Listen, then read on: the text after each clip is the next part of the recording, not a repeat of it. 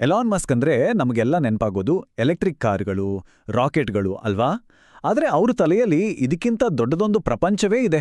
ಇತ್ತೀಚೆಗೆ ನಡೆದ ಒಂದು ಸಂಭಾಷಣೆಯಲ್ಲಿ ಅವರು ಮಾನವೀಯತೆಯ ಭವಿಷ್ಯದ ಬಗ್ಗೆ ತಮ್ಮ ಕೆಲವು ಆಳವಾದ ಯೋಚನೆಗಳನ್ನು ಹಂಚಿಕೊಂಡಿದ್ದಾರೆ.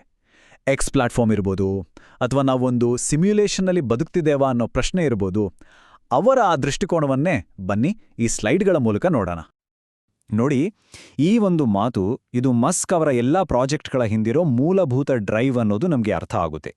ಇದು ಕೇವಲ ಬಿಸ್ನೆಸ್ ಮಾಡೋದಲ್ಲ, ಬದಲಿಗೆ ಒಂದು ರೀತಿ ತಾತ್ವಿಕ ಹುಡುಕಾಟ.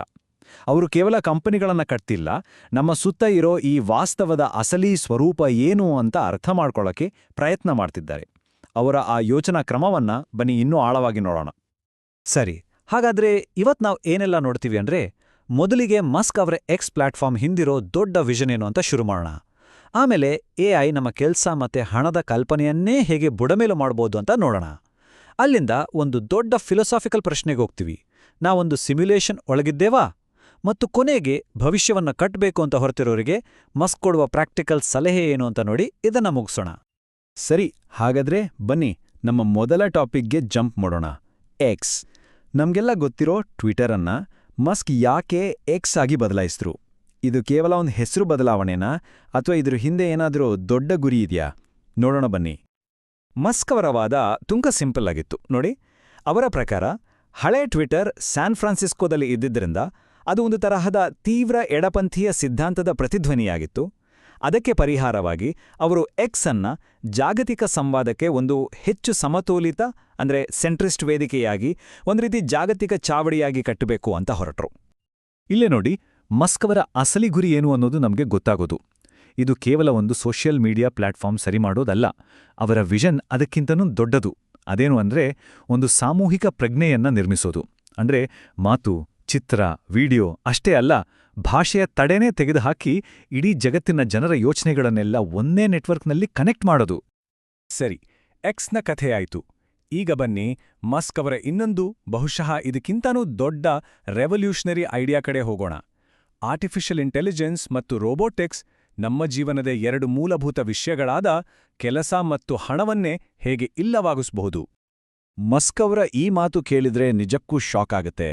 ಯೋಚನೆ ಮಾಡಿ, ಅವರ ಪ್ರಕಾರ AI ತರುವ ಪ್ರೊಡಕ್ಟಿವಿಟಿ ಎಷ್ಟು ಜಾಸ್ತಿ ಇರುತ್ತೆ ಅಂದ್ರೆ, ಇನ್ನು 20 ವರ್ಷಗಳಲ್ಲಿ ನಾವು ಈಗ ಮಾಡ್ತಿರೋ ಕೆಲಸ ಅಥವಾ ಉದ್ಯೋಗ ಅನ್ನೋ ಕಾನ್ಸೆಪ್ಟೇ ಇರಲ್ವಂತೆ.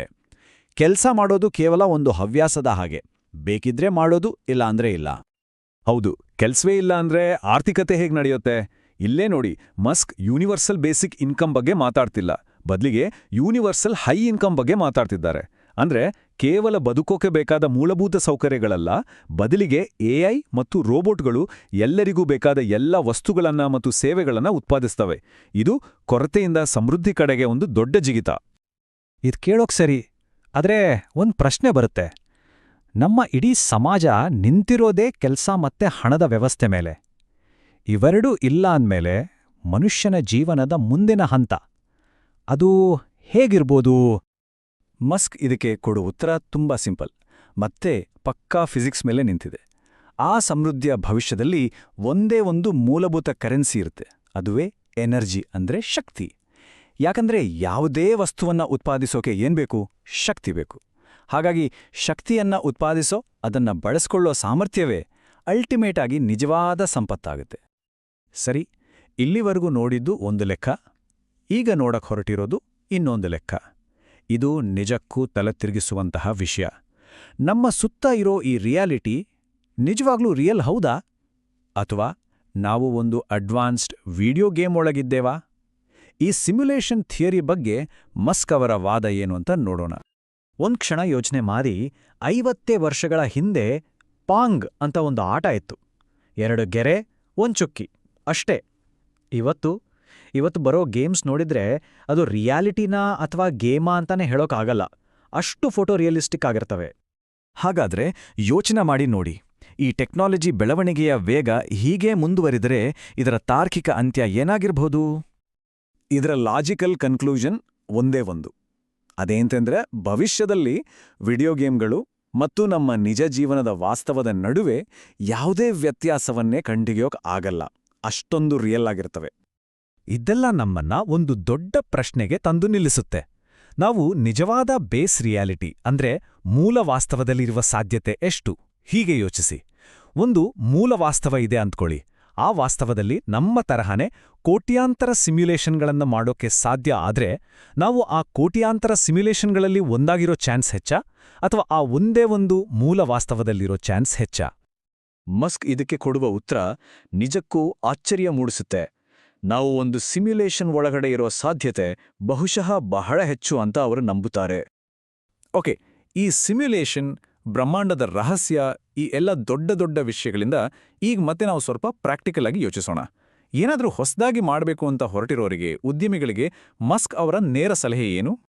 ಹಾಗಾದ್ರೆ ಯಶಸ್ಸು ಗಳಿಸೋದಕ್ಕೆ ಮಸ್ಕ್ ಹೇಳೋ ಫಿಲಾಸಫಿ ಏನು? ಅದು ಕೇಳಕ್ ತುಂಬಾ ಸಿಂಪಲ್ ಆಗಿದೆ ನೋಡಿ. ಅವರ ಪ್ರಕಾರ ಹಣದ ಹಿಂದೆ ಓಡಬೇಡಿ, ಬದಲಿಗೆ ಸಮಾಜಕ್ಕೆ ನಿವ್ವಳಾಗಿ ಏನಾದರೂ ಒಂದು ಕೊಡುಗೆ ನೀಡೋ ಗುರಿ ಇಟ್ಕೊಳ್ಳಿ. ಜನರಿಗೆ ಉಪಯೋಗ ಆಗೋ ತರಹ ಪ್ರಾಡಕ್ಟ್ಸ್ ಅಥವಾ ಸರ್ವಿಸಸ್ ಸೃಷ್ಟಿ ಮಾಡಿ. ಆಗ ಹಣ ಅದರ ಪರಿಣಾಮವಾಗಿ ತಾನಾಗಿ ನಿಮ್ಮನ್ನು ಹುಡುಕೊಂಡು ಬರುತ್ತೆ.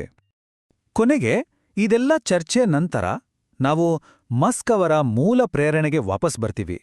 ಅದೇ ಕುತೂಹಲ. ಈ ಇಡೀ ವಿಶ್ಲೇಷಣೆ ಮುಗಿಯೋ ಹೊತ್ತಿಗೆ ನಮ್ಮ ಮನಸ್ಸಲ್ಲಿ ಮೂಡಬೇಕಾದ ಪ್ರಶ್ನೆ ಬಹುಶಃ ಇದೇ ಇರಬೇಕು. ಈ ಬ್ರಹ್ಮಾಂಡದ ಬಗ್ಗೆ, ನಮ್ಮ ಅಸ್ತಿತ್ವದ ಬಗ್ಗೆ ನಾವು ಯಾವ ದೊಡ್ಡ ಪ್ರಶ್ನೆಗಳನ್ನ ಕೇಳ್ತಿದ್ದೇವೆ?